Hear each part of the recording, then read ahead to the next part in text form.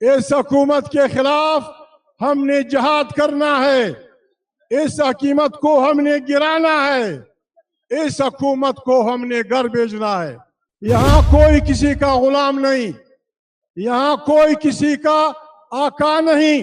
یاد رکھیے، یہ ملک ڈوب رہا ہے، یہ ملک ہماری بدکاریوں کی وجہ سے، بدفعلیوں کی وجہ سے، رشوت کی وجہ سے، ضمیر بیچنے کی وجہ سے یہ ملک ڈوب رہا ہے۔ کہ جھوٹی حکومت صبح شام جھوٹ بولتی ہے اور پھر جمعے کی نماز میں ان کے لیے کوئی جگہ خالی نہیں ہوتی۔ بے ایمان لوگوں کے خلاف ہم نے متحد ہونا ہے۔ کسی کو گالیاں دینے، کسی کو برا بھلا کہنے، کسی کو غلط الفاظ استعمال کرنے کے لیے نہیں آئے ہیں۔ ہم پاکستان کے وہ لوگ ہیں جو پاکستان کی ترقی، پاکستان کی آزادی، پاکستان کی جمہوریت پہ یقین رکھتے ہیں۔ آج سے 1 سال پہلے جس انداز میں زر اور زور کی بنیاد پہ بے ایمانی، کرپشن، ایمان بیچ اور ایمان خرید کر مینڈیٹ چوری کیا گیا ہے، اس حکومت کے خلاف جہاد جائز ہے۔ اس حکومت کے خلاف ہم نے جہاد کرنا ہے، اس حکومت کو ہم نے گرانا ہے، اس حکومت کو ہم نے گھر بھیجنا ہے۔ اس کے لیے معافی چاہتا ہوں۔ پاکستان آسمان سے گری ہوئی کوئی چیز نہیں ہے۔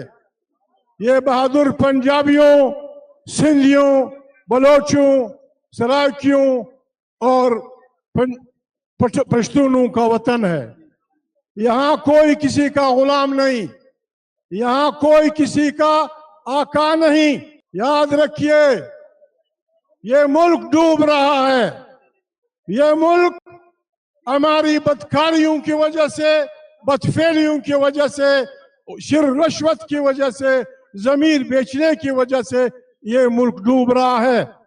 صبح شام ریڈیو پہ اسلام کا پروپیگنڈا ہوتا ہے، لیکن حال کیا ہے؟